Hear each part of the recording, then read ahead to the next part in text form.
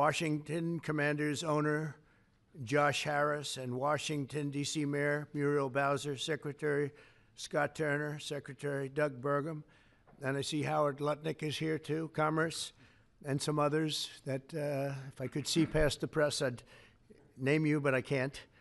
I'm pleased to reveal that the 2027 NFL Draft, that's a big thing, will be held right here in our nation's capital, Washington, D.C., on the National Mall, and you get a little glimpse of it.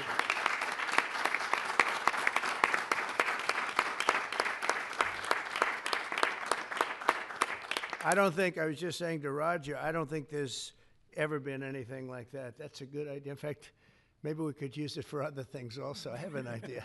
It's going to be beautiful. It's going to be something that nobody else will ever be able to duplicate that, I don't suspect. It's very exciting. Every year, hundreds of young football players have their dreams come true as the NFL teams across the land, and you just saw that last week, select the best young players in America to join their ranks. Hundreds of thousands of football fans will travel all across our country to cheer them on in person. We expect, would you say, more than 100,000 people, I think.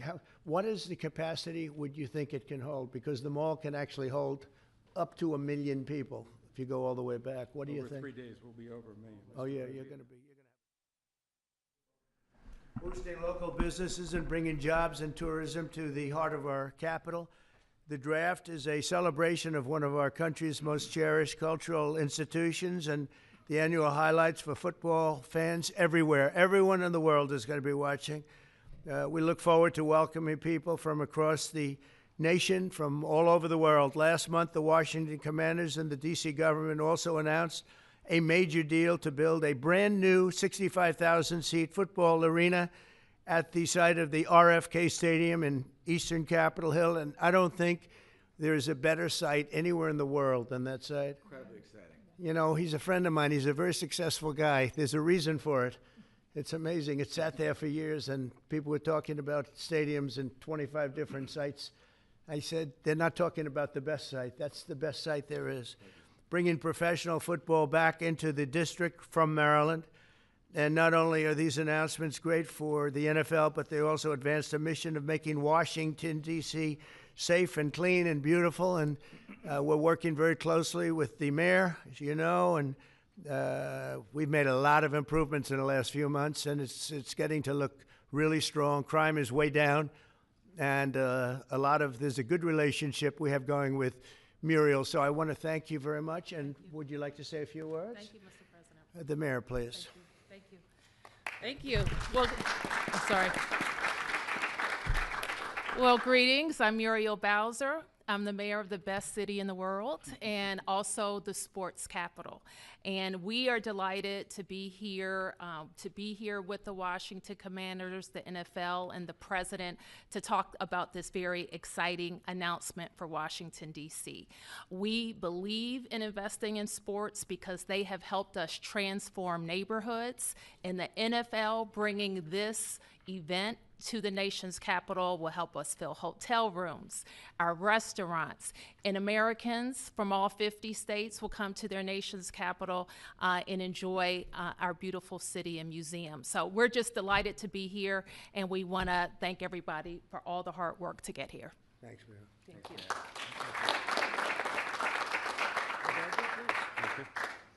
Well, Mr. President, thank you. We're honored to be here in the Oval Office, and to have you announce the 2027 NFL Draft is a special treat. So thank you for your support.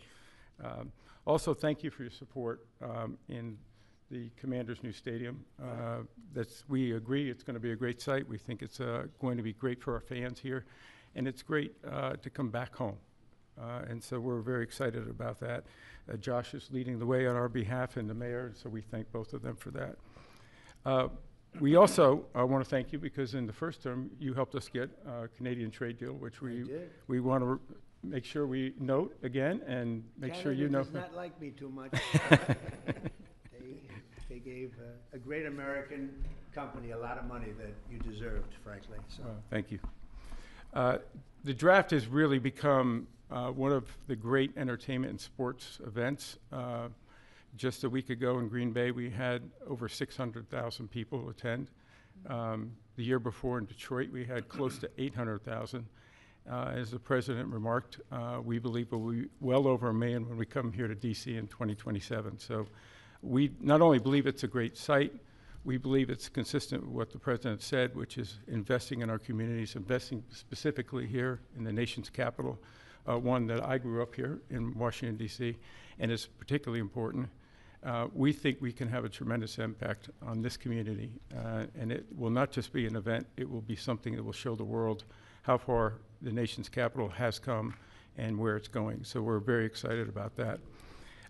And we thank everybody here. We thank you for your support. We know it's going to be a great event. Mr. President, we thank you again. Thank you very much. You're welcome. Good luck with it. Yes, thank you. Thank you.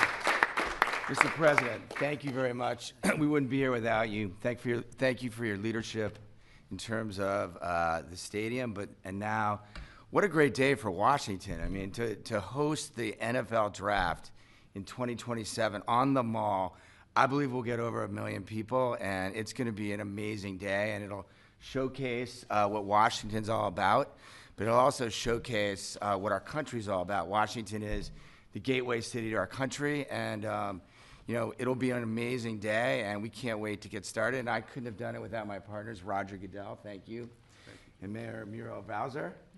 And we're ready to get to work, and I can't imagine RFK coming back. I grew up here. DC used to stop, and on Sundays, and everyone would be inside watching football, or everyone would be glued at the stadium. And so we want to bring that back. And football really is as essential to the culture of America. We all love it, we all watch it, and it brings people together. And so what a great way to celebrate the United States of America, the NFL, and the Washington Commanders. And President Trump, we leave on your desk a Trump jersey. You are the ultimate commander, so it is a Commander's jersey.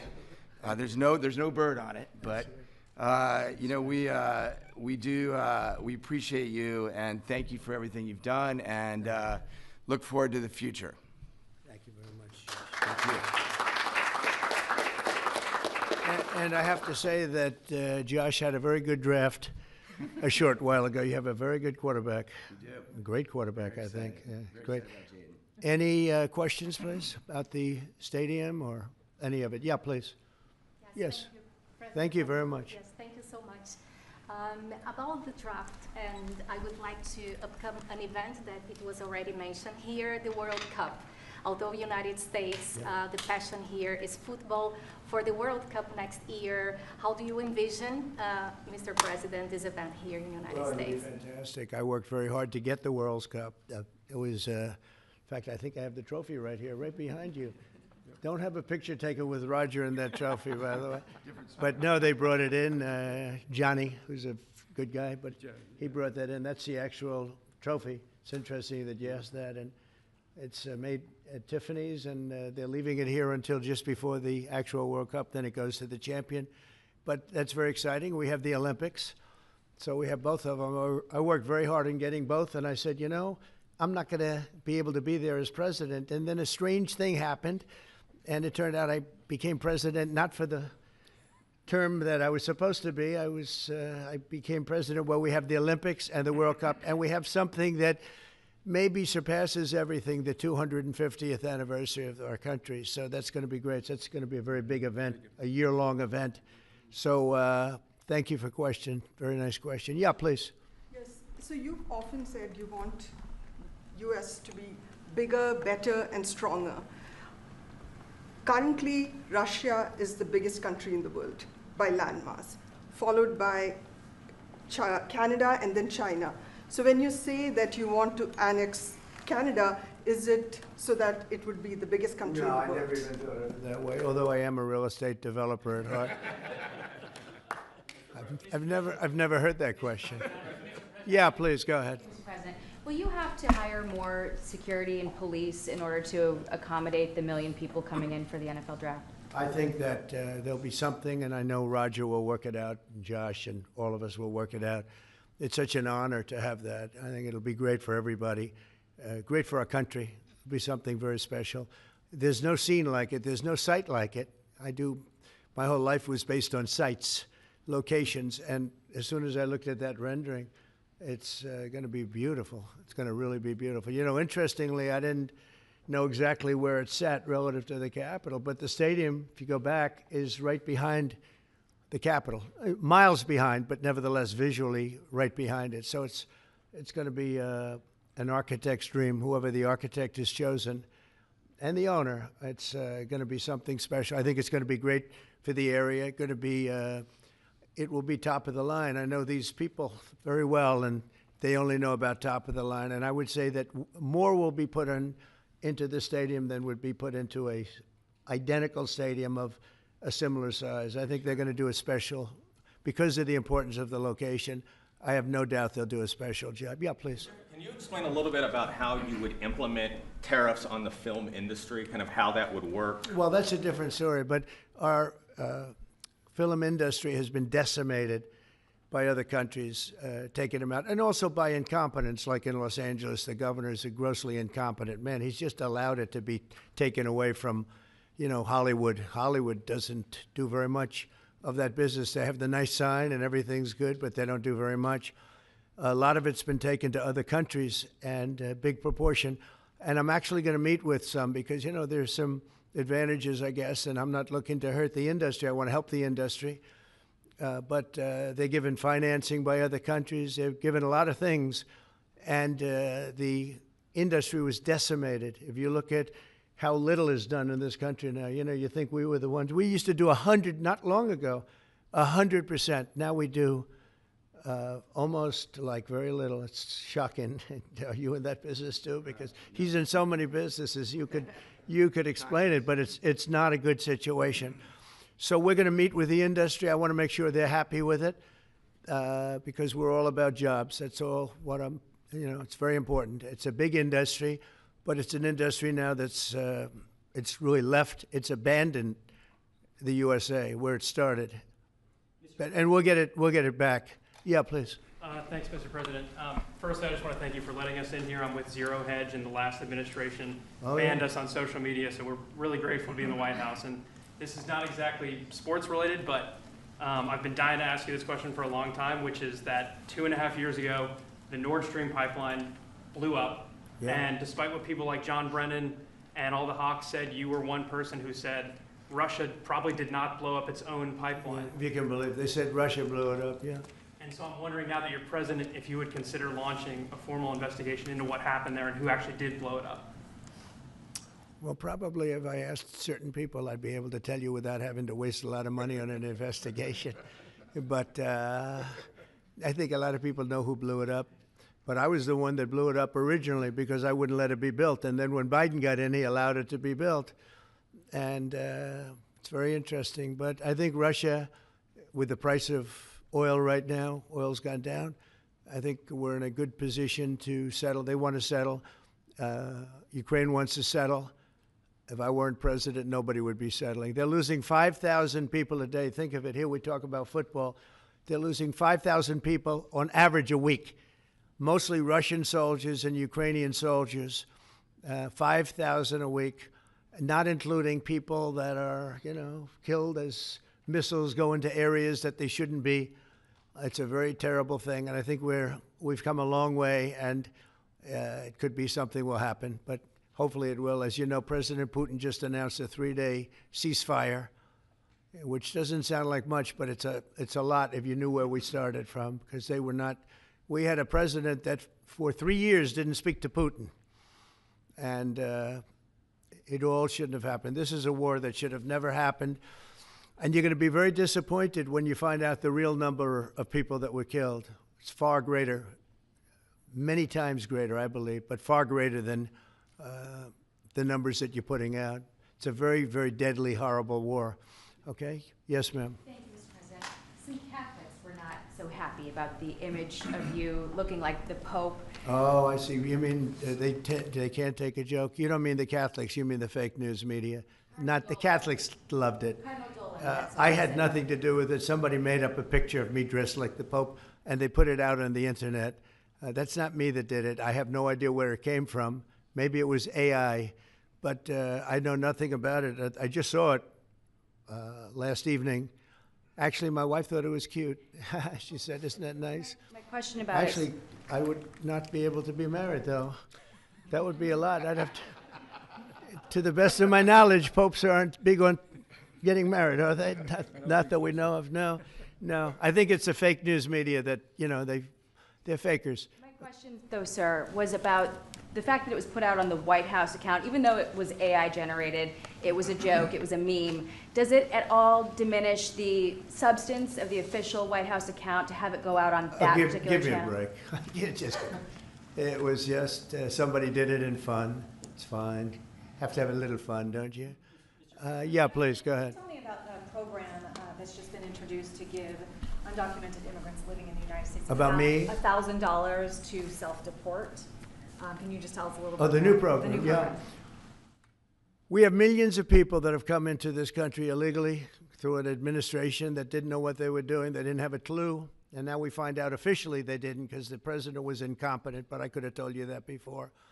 And they've allowed millions and millions of people to pour in. Murderers, drug dealers, the biggest drug dealers in the world, actually. Terrorists come in, emptied prisons from many countries, not just South America, all over the world. They emptied their prisons into our beautiful USA. And to get that many people out, 21 million people we think the real number is, but let's say 3 million of them are serious criminals. 11,888 murderers, many of whom murdered more than one person. It's hard to believe we have to even talk about this when we're talking about something so beautiful, but it's something we have to talk about having to do with the country because it's very important. So they came in by the millions illegally into our country. They just flowed in through an open border policy that was insane. And what we've done is we've offered, you know the numbers, but because we're taking them out by the thousands, we're being obstructed.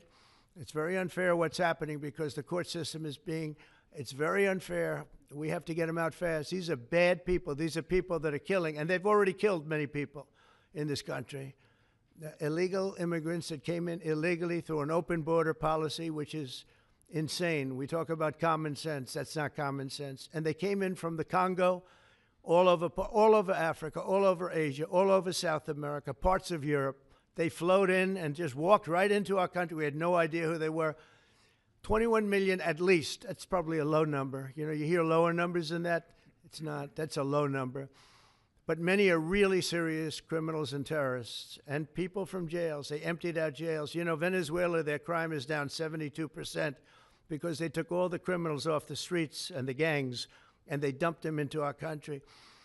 So we're getting them out. It's a very difficult thing with the courts because the courts have all of a sudden, out of nowhere, they said, maybe you have to have trials. We're going to have 5 million trials. Doesn't work. You wouldn't have a country left. But hopefully the Supreme Court will save it.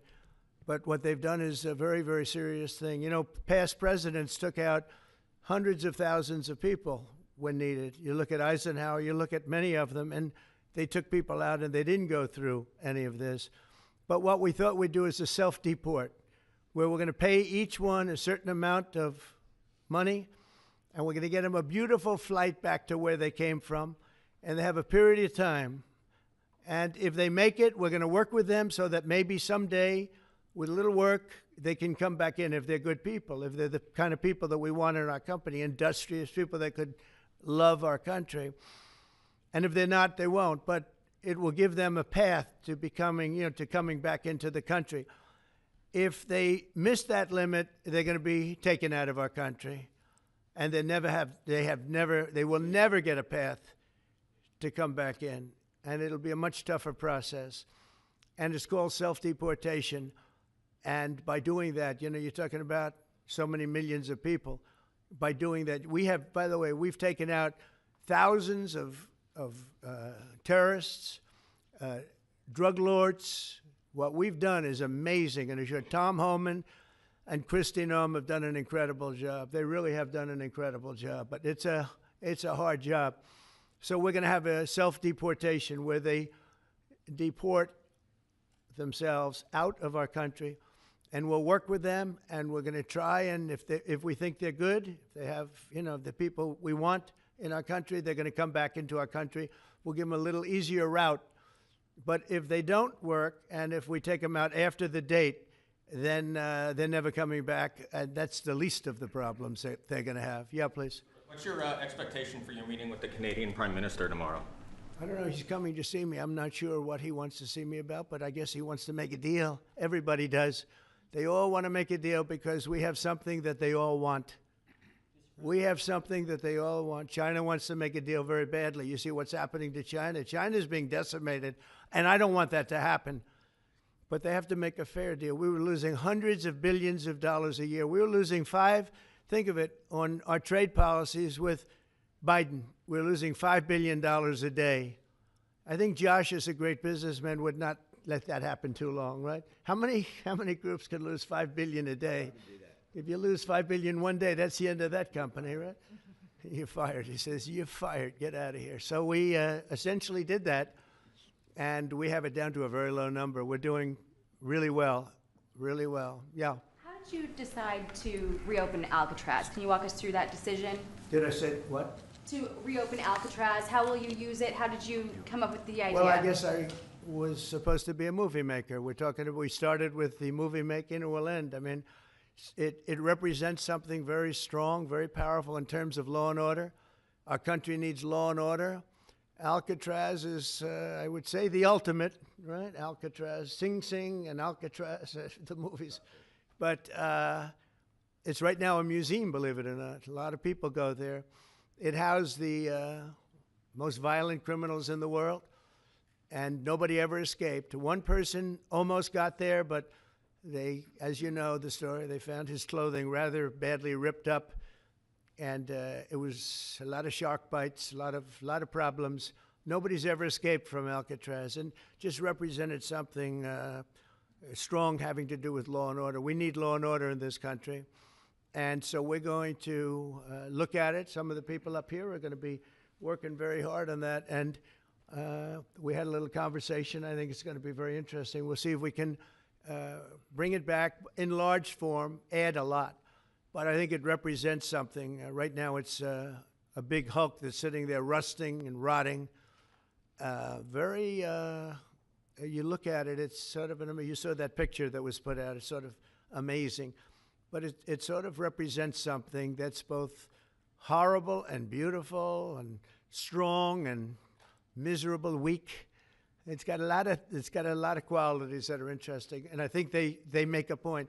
Okay, are you guys okay? I want to just say that it's such an honor to be up here with my friends, because this is a group of people that have done an amazing job, and all we can do, Muriel and I, is give them the greatest site there is, I think, that I've ever seen for something like this. And I did very well in the real estate business. I think this is the greatest site there is anywhere in the world for exactly what you guys are doing.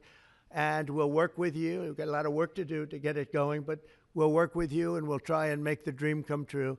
And I want to thank you all very much for being here. Thank you. Thank you very much.